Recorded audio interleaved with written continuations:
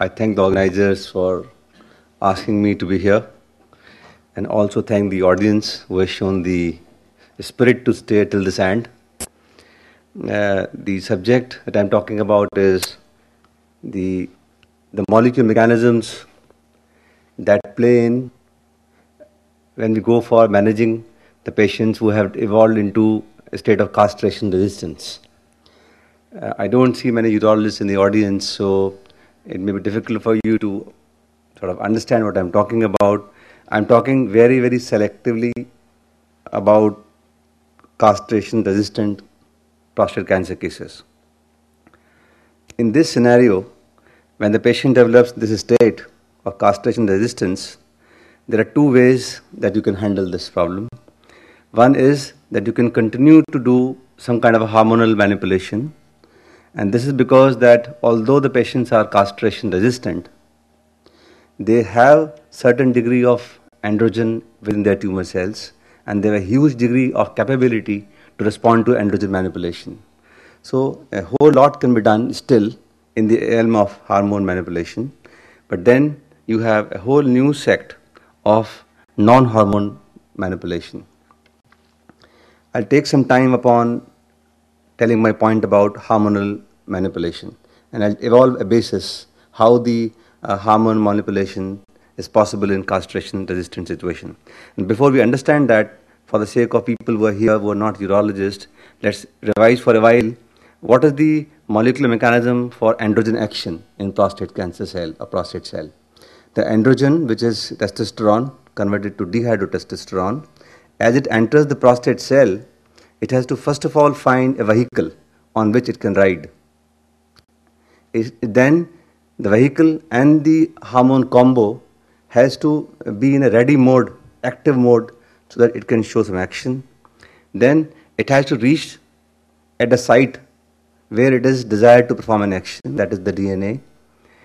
And then at that site in the nucleus where it reaches, it has to expose the DNA loci where it has to act upon, and finally show the final action of protein synthesis. So it is a step-by-step action of the androgen that it takes. Telling you this, the vehicle is the androgen receptor, is a huge transcription factor molecule. It essentially has three domains. One central domain is the one which allows it to bind to DNA, and then two terminals, the N-terminal domain, which is for activation domain, and carboxy terminal domain, which allows it to get attached to the ligand, that means the hormone. So this, in order to procure this vehicle, the androgen, when diffuses into the cell membrane, androgen is lipophilic, so diffuses into cell membrane very easily, and when it meets this androgen receptor, which is surrounded by a variety of heat shock proteins, and this is a chaperone complex, the androgen receptor has to come out of it, and then androgen binds the two. So now the vehicle is actually in possession of the androgen hormone. Then this combo of receptor and androgen has to undergo the activation process, which is by the phosphorylation. It's called post-translation modification. And following phosphorylation, the two get combined, and by the process called dimerization. So these are actual processes that happen, post-translation modification and dimerization. And then this becomes an active.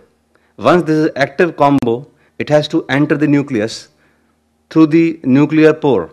And at the nuclear pore, it has to dock.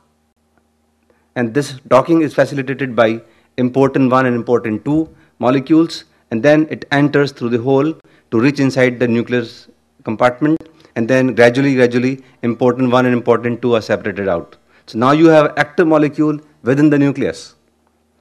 Now the key problem now is that the site to act upon is DNA, and in the nucleus there is a chromosome. So this DNA is sort of camouflaged, it's hidden inside a whole complex network of protein in the chromosome structure. And then this combo, active combo, has to expose the site where it has to act on. And this is a basic structure which most of you will be knowing, that the naked DNA gets coiled over histone molecules. 8 histone molecules form nucleosome bead. When each bead gets attached, You get a fiber, 30 nanofiber, which gets coiled upon a scaffolding protein. So now you have two situations, two locations which you have to target. One is the scaffolding protein and other is the histone protein. The first action it does is this yellow thing, the central fiber in the chromosome is a scaffolding protein, and androgen has to break this scaffolding protein so that this DNA loop is open. And secondly, when the loop is open, the histones that are wrapping this DNA fiber have to be broken, and then only the DNA will be released. So how is that done? This active combo, dual combo, dimerized thing, acts upon a set of proteins which are scaffolding proteins. This complex, SWI and SNF complex, comprises so many proteins neutralized by this action, and then this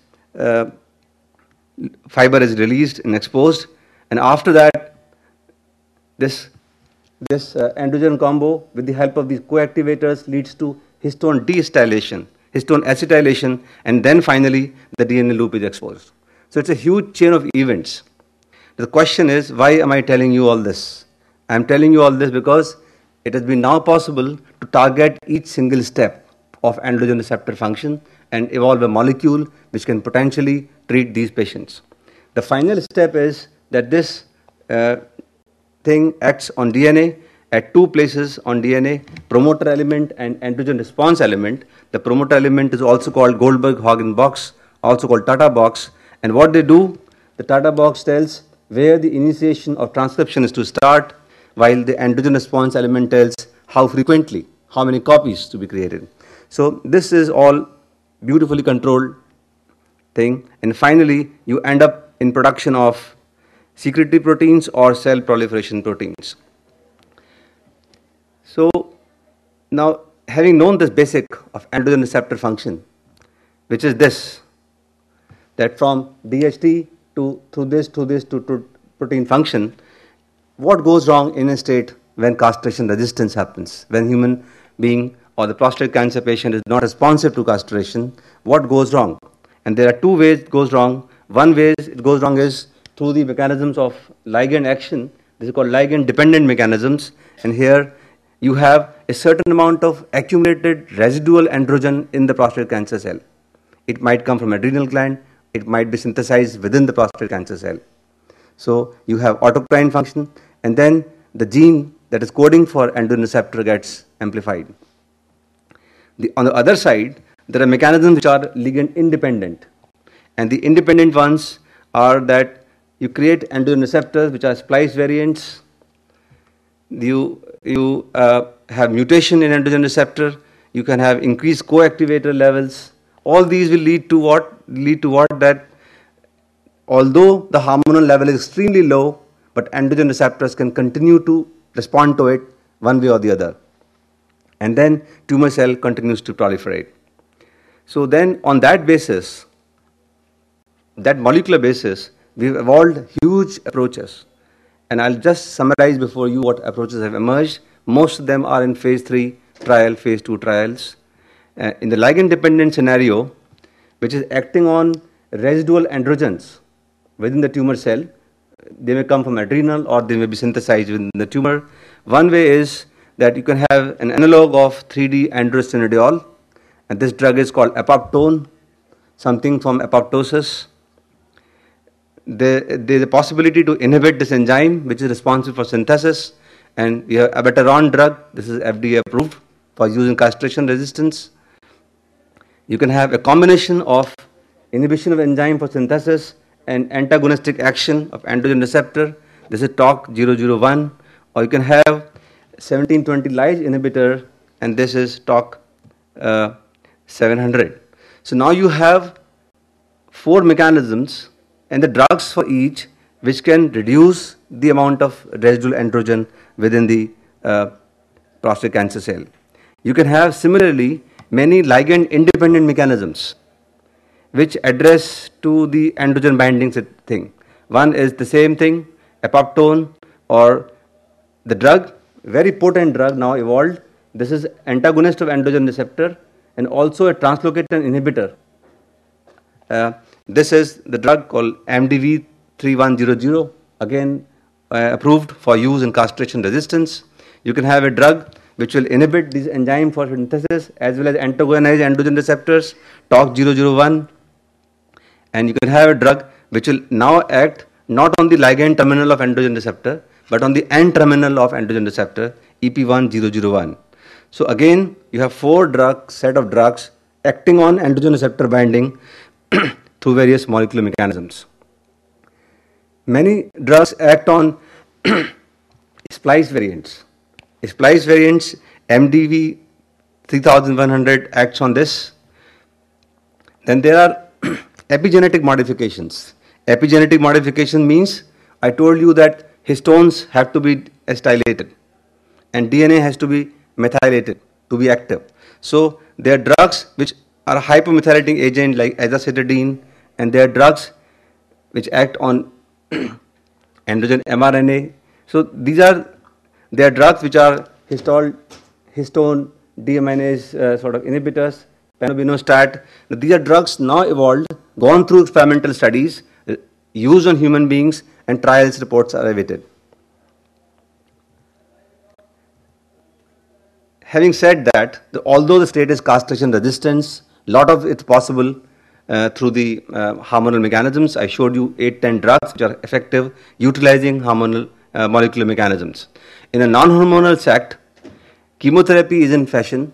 I'm not talking about chemotherapy at that stage. I'll just completely skip it for sake of time. But immunotherapy, targeted therapies, bone target therapies, and LHRH receptor targeted therapies are there, and they are being evolved. Immunotherapy, there are 3 ways you can target. One is you can develop a vaccine for prostatic acid phosphatase with the help of dendritic cell therapy. Spiritual T is FDA approved here. Or you can use irradiated tumor cells which express granulocyte macrophage coronary stimulating factor. Or you can use a monoclonal inhibition of CTLA4 thing and have a drug for each thing. And ipilimumab is also undergoing a serious trial. In a dendritic cell therapy situation, from a human being, the patient, by the process of leukapheresis, this mononuclear cells are harvested. They are exposed to a combination of a fusion protein which has prostatic acid phosphatase and also granulocyte factor. Both are exposed to, and cell becomes sensitive. And now this cell is reinfused in the human body to act upon this prostatic acid phosphatase. The new arm that is evolving is the LH receptor. LH receptor are on the pituitary, but some receptors have been shown to exist on prostate cancer cell itself, cell membrane itself, and they can be targeted either by a drug such as these here, which can lyse these receptors, and or you can combine these drugs, LHRH agonist, with doxorubicin, a drug called AN152, and this is a cytotoxic hybrid, can go selectively on the prostate cell and can kill the prostate cell. After this, the targeted therapies have come in. They are in great use in renal cancer, but they're also in use in prostate cancer. And essentially, these are 4 varieties of target therapies that are used. I'll just mention to you the 4 types of anti-angiogenics. These are the drugs which act on vascular endothelial growth factor. Bevacizumab, aflibercept. This drug is actually, this is a trap for VEGF. It takes all the VEGF within itself and does not let active on the prostate cancer. Lenalidomide, which is thalidomide derivative, and Tusquimod. All 4 drugs act on VEGF. And then signal transductor inhibitors.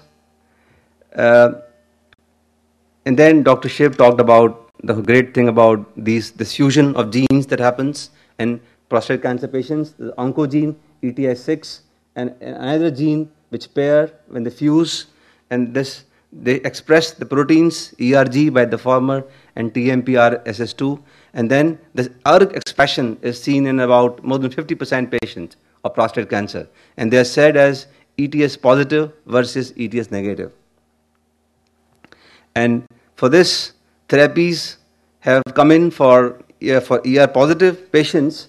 The inhibition of PRP1 pathway is important, while for therapies for ETS negative patients, these are the pathways that can be inhibited selectively and separately, and you can have some response. So essentially, what are we doing? We are becoming more and more precise gradually and gradually.